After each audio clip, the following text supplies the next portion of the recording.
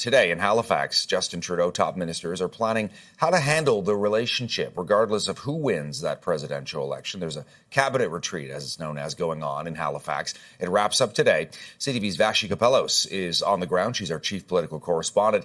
She's been talking with Canada's Minister of Industry, who is one of the Trudeau government's top members, of course, on Team Trudeau. And she's standing by in Halifax with more. Vassy.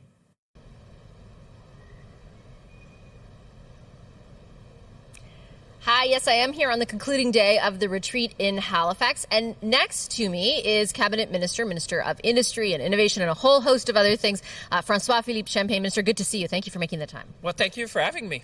I wanted to start off in the context of two things. First of all, the announcement that came yesterday on tariffs on Chinese EVs and steel and aluminum, but against the backdrop of the team that you're a part of, this Team Canada approach. In particular, I wanted to know, did Canada have any other choice, given the fact that the United States had levied these tariffs and wanted Canada to do the same, to do it? Like, did you have any other choice but to pull the trigger? Well, the choice was to make sure we have a level playing field. That was really the reason, because on one end, you know, we believe in free trade. I was Minister of International Trade, but on the other end, you have a country like China who does not apply the same rules. So obviously we say, if you have unfair trading practice, we need to react. We're going to protect our workers, we're going to protect our industry, we're going to protect Canadians. So that was really the thinking behind, is that if you're not going to be abiding by the rules of trade, we will have to make sure that we have tariffs in place. And I think, for me, that's good news for, you know, if you ask the workers in the steel, aluminum, in the EV sector, that was the right thing to do, but also the smart thing to do. Because if you put rules and you have someone who doesn't respect them, then you have to react. That's what we did. Would you have reacted had the United States not acted first? Well, Would you have done this without them starting it? Well, obviously, you have a market, especially on the auto sector. It's one market in North America. But you have our friends in Europe, which have also put tariffs on EV vehicles coming from China. So, in a sense, it's not just Canada. It's kind of a number of countries who have said, hold on for a minute.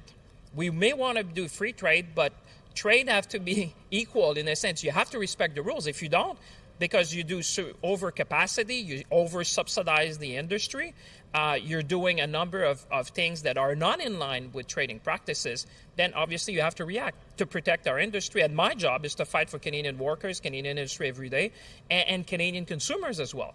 And I think at the end of the day, people understand if they have a choice, they want to have a car which is made with the highest labor standard, environmental standard. They want to support our Canadian industry. We just attracted some of the biggest generational investments in our country. We're going to be protecting them, and we're going to make sure we have jobs for generations to come. But when it comes to those consequences, for example, the EVs, my understanding is the vast majority are Teslas. Tesla can move production to the United States and thereby avoid the tariffs. What about batteries? What about solar cells? Are you not pulling the trigger at this juncture on that simply because we are very reliant on China? Basically, were you insulated enough to make this decision, but not enough on the component parts? Well, we always have to stand up for Canadian interests. That's the starting base. You know, that's where. So why not stand up for the interests of those who make batteries and solar cells? Well, we're standing up for those who are making batteries. We said there'll be consultation on other things that are coming. But just to your point on Tesla, yes, Tesla were made in California before, and they shifted production in Shanghai, and I bet they'll bring production back to California. It's a good thing. I mean, we'll have Tesla made in North America for Canadians. When it comes to standing up for making sure we protect our industry and we have a level playing field, I think Canadians fundamentally, they understand fairness. They say, well, it has to be fair. And that's what we did yesterday. People want to see people were fighting, people are delivering and taking action. And clearly, we started with steel, aluminum, and obviously the EV vehicle. But as you've seen, we said we're going to have consultation on other strategic products to make sure that China respect the trade rules that are in place? Yes or no? But the United States has already concluded in those cases that they don't. What evidence do you have that they might?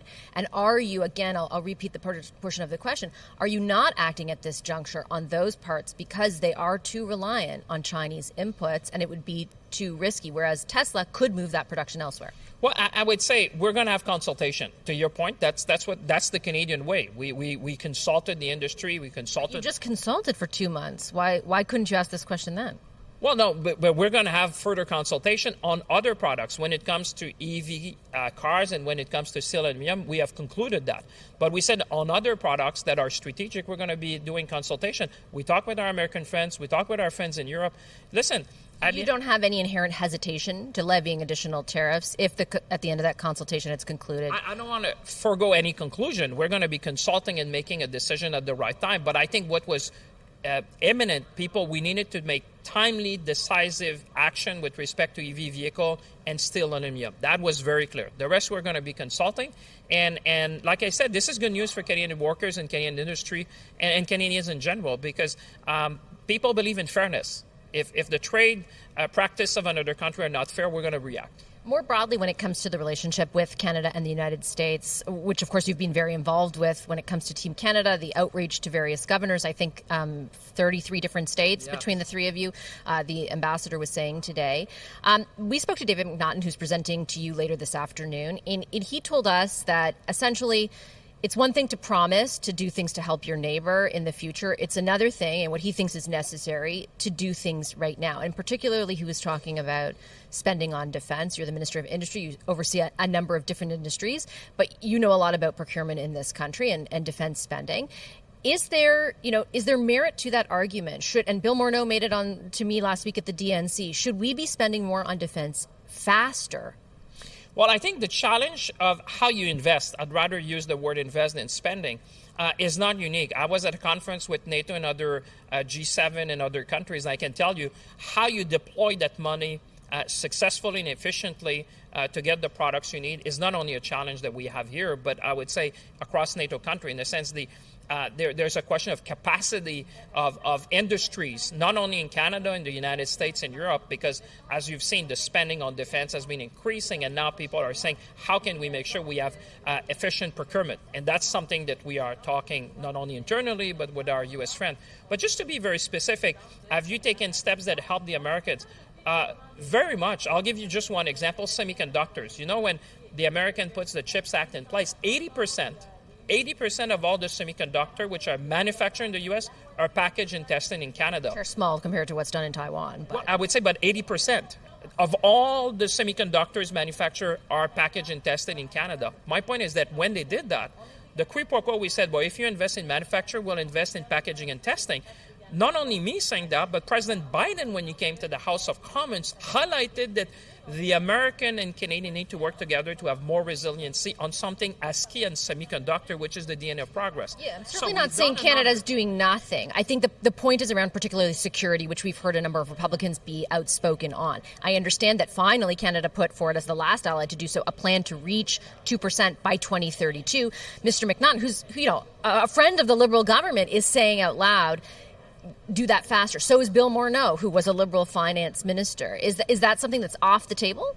No, everyone wants to go fast, but they also want to do efficient. Like I said today, it's not just about the money, it's the production capacity. Trust me, isn't that your government's job too, to figure that out as well? I would say, yeah, but trust me, it's not just Canada. You talk to American suppliers, you talk to European suppliers, because you've seen every NATO country said we need to increase spending. Now you basically have to match the spending level with the production level, and that's the discussion we have with a number of partners who are manufacturing that equipment. And I just want to our capacity issues with procurement predate the past few years. You're right that all countries, industrialized countries, are having issues with it right now, but our capacity issues aren't unique to this period in time. They predate it, and they even, to be fair, predate your government. But I would say it's true also in a number of our partners. To be honest, when you look at the last 20 years and you look at the spending on defense, because of the 2%, have you seen in a number of NATO countries doing that at the same time? Clearly now, when we had a discussion, I remember everyone said, we're all facing the same thing. You want to invest. You want to invest also in things that we need, and we want to do that efficiently, and we want to have benefits for our workers and our industry. So I would say the amount is something. Then we need to match that with the production capacity that we can muster, I would say, in NATO countries. So in the absence of that capacity, is it off the table then to try and accelerate the spending? No, but you're trying to do as much as possible, but at the same time, it needs to be efficient and respond to the need of the military. And that's why you're talking. I even suggested recently that we look at NATO procurement, because we're all looking at the same thing. And honestly, the type of thing we want is the same thing that other NATO country wants. So. But I guess, from my perspective, is procurement just something off to the side that somebody else has to figure out? Isn't that the responsibility of the federal government to make sure that's possible? Putting aside the capacity issues, procurement itself, the process here is problematic. Well, But I would just say, Vassy, when I think as Canadian, we tend to be a bit critical of ourselves. Look at other NATO countries. Everyone is facing the same thing on procurement and industrial capacity. Obviously, my job is to make sure that we have the industrial capacity to match our needs that we want at the speed we want it. And the way to do that, we've been talking to allies and partners. Jake Sullivan was here recently, as you've seen. I can tell you there's thoughts at NATO, how can we procure better, faster, cheaper? And Canada is an integral part of that, because the money is something, but you need to buy the right thing at the right price in the right place. And that's our job. I appreciate on the procurement, but we're working also with industry to say, hey, by the way, everyone needs to gear up, because now you have that spending on defense that we need to match and have the production capacity. I've got time for one more question. I'm going to make it political in nature, because it is about the comparisons with the U.S. I know you've been listening the past 3 days. I know the question doesn't come as a surprise, but everybody's looking down there and seeing Joe Biden stepped aside, Kamala Harris stepped in, and the Democrats benefited. Should Justin Trudeau do the same thing? People want to see a government which is fighting. People want to see a government. What does that mean? No, I mean, they want people like me and others to fight. They want people like me and others in cabinet to deliver. They want me and others and the Prime Minister to take action. I think what we saw yesterday in the tariff is exactly the type of thing that Canadians want to see. They say there's a problem. Take action. Fight for me. That's what we're doing. And I would say hope is contagious.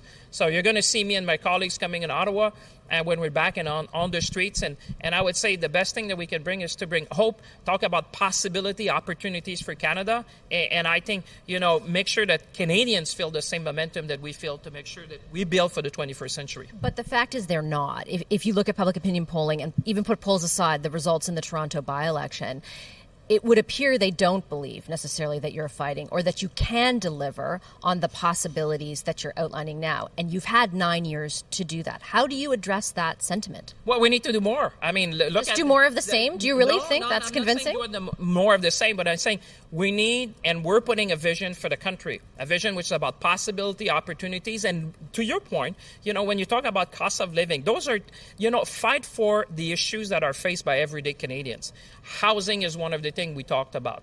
After that, we've been talking with respect to immigration. Those are the things that people care about. Now They've cared about them for years, and you're just acting on them now. Well, I think people want to see people who fight. That's the sentiment. At least that's what I'm going to bring. That's what fighting for the issue faced for every Canadians. Make sure we talk about hope and opportunities and possibility. And again, when you look at Canada and all the possibilities, we have the people, we have the natural resources, we have the energy, we've been blessed by geography. Listen, in a world like that where you're talking about decarbonization and AI coming up in a geopolitical world Canada has everything to succeed. It's for us to bring that to Canadians and say, we're going to fight, you're going to win, and we're going to do that together. I'll leave it on that note. Minister, a pleasure as always. Thank you so much. Thank you very much. Appreciate it.